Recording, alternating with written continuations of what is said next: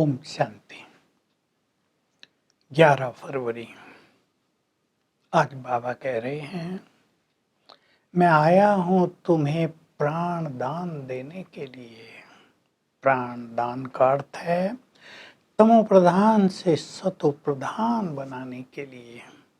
उसके लिए मैं तुम्हें ज्ञान दे रहा हूं। तुम ज्ञान की मुरली सुन रहे हो। ये मुरली वो काठ की मुरली नहीं जो दिखा दिया है, श्री कृष्ण ने मुरली बजाई थी। मैं तुम्हें ज्ञान सुना रहा हूं, ये ज्ञान की मुरली है, सत्य ज्ञान दे रहा हूं। इस ज्ञान से तुम्हें नया जीवन मिलता है। तुम पतित से पावन बन जाते हो।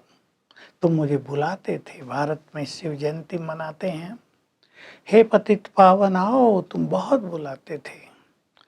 तो जब मैं पतितों को पावन बनाऊंगा तो आऊंगा जरूर ना, यहाँ के बनाऊंगा ना, मैं ज्ञान का सागर हूं, तो जरूर आकर ज्ञान दूंगा, ऊपर बैठ के थोड़ा ही दूंगा।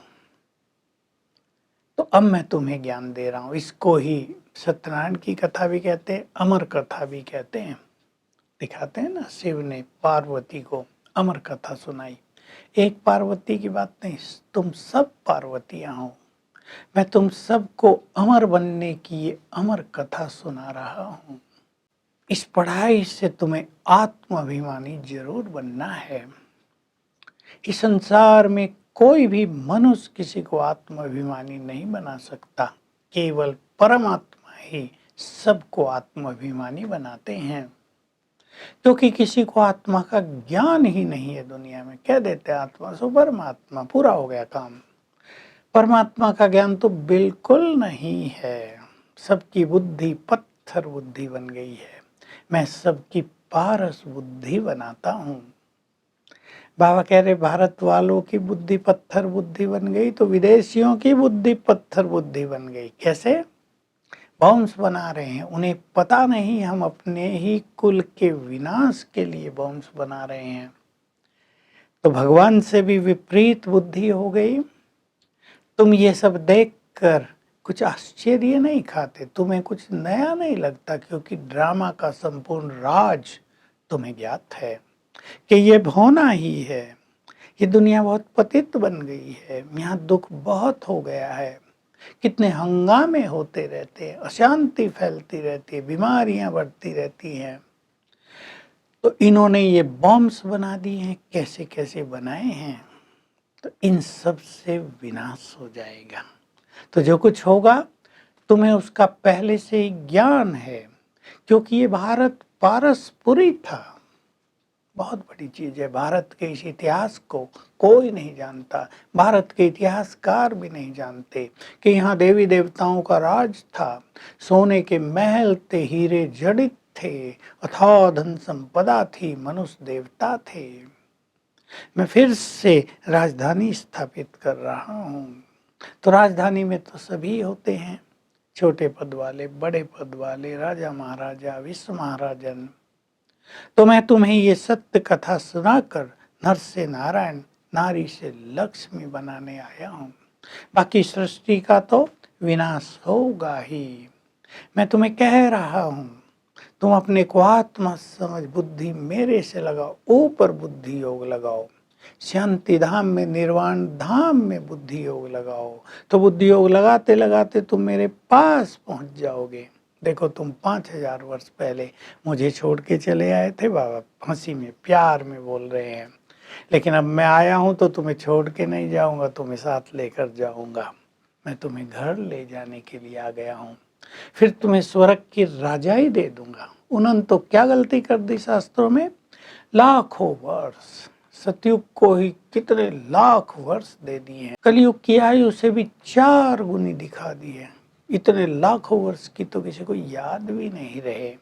मैं तो तुम्हें स्मृति दिला रहा हूँ बच्चे, ये सारा खेल ही 5000 वर्ष का है। ये कल्प वृक्ष झाड़ पहले छोटा था, एक ही धर्म था, देवी देवता धर्म। फिर कैसे इसकी धीरे धीरे वृद्धि होती आई है और अब ये पूर्ण हो गया है। अब जब तक सब आत्माओं के जाने का समय आए, ऊपर से आते ही रहेंगे, इसलिए यहाँ जनसंख्या बढ़ती जाती है। सरकारें कहती हैं जनसंख्या कम करो, आबादी घटाओ, लेकिन आत्माओं को तो वहाँ से आना ही है। जब सब आ जाएंगे तो जाना प्रारंभ हो जाएगा, यहाँ विनाश हो जाएगा, सब खेल पूरा हो जाएगा और ये चक्र नए सिरे से चलेगा। लेकिन ऐसा नहीं होता कि प्रलय हो जाए, यहाँ कुछ भी ना रहे, सब कुछ नष्ट हो जाए। प्रलय हो जाएगी तो मनुष्य कहाँ से आएंगे दूसरे? तो प्रलय नहीं होती, महाविनाश हो जाता है। उन्होंने तो दिखा दिया, वे प्रलय हो गई, फिर सागर में पीपल के पत्ते पर श्री कृष्ण अंगूठा चूसते हुए आ रहा है। मतलब पीपल के पत्ते पर बच्चा आता है क्या? तो ये सब दंत कथाएं लिख दी हैं शास्त्रों में। इसके रहस्य यही हैं कि महाविनाश होगा और उसके बाद श्री कृष्ण यहाँ जन्म ले लेंगे। तो ये खेल अब समाप्ति की ओर है। तुम्हें बहुत नशे में रहना है, खुशी में रहना है, दैवी गुण धारण करके चलना है, ताकि तुम मनुष्य से देवता बन जाओ, क्योंकि तुम्हें अब ट्रांसफर होना ही है। किसी को नहीं पता कि मनुष्य को देवता कब और किसने बनाया। भगवान के बारे में कुछ नहीं जानते।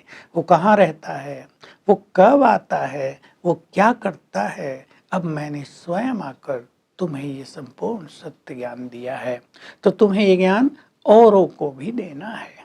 इसलिए शास्त्रों में भी लिख दिया, महाभारत ने, कन्या ने भीष्म पिता, द्रोणाचार्य आदि इन सब को बाण मारे। ये ज्ञान बाण की मारने की बात है।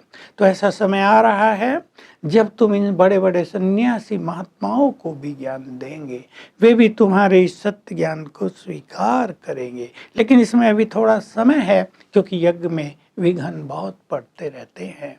तुम्हारी सेवा बहुत बढ़ेगी, तुम्हारा नामाचार भी बहुत होगा, विघ्न भी पड़ेंगे, लेकिन तुम्हारी जय जयकार होनी ही है। वरदान है, भाग्य और भाग्य विधाता की स्मृति द्वारा सब उलझनों से पार रहने वाले मास्टर क्रिएटर बनो। बहुत सुंदर बात है। अंदर में गीत चलता रहे, वाह मेरा भाग्य और वाह मेरा भाग्य विधाता, तो अनेक उलझनों से तुम मुक्त हो जाओगे। ये खुशी रहे, नशा रहे, जानना था सो जान लिया, पाना था सो पा लिया, तो कोई भी उलझन तुम्हें उलझा नहीं सकेगी। तुम्हें तो मास्टर सर्वशक्तिवान बनकर सभी को उलझनों से मुक्त करना है। तो मास्टर सर्वशक्तिवान की स्थिति में रहो। स्लोगन है, कमलासनधारी ही सर्व से न्यारे और बाप के प्यारे श्रेष्ठ योगी हैं। तो आज सारा दिन हम इस खुशी में रहेंगे कि बाबा ने आकर हमें प्राण दान दिया है, जी दान दिया है, और मैं मास्टर सर्वशक्तिवान हूँ। मेरा भाग्य सर्वश्रेष्ठ है और सर्वशक्तिवान मेरे सिर के ऊपर छत्र छाया है। ये स्मृति बार बार लाएंगे। ओम शांति।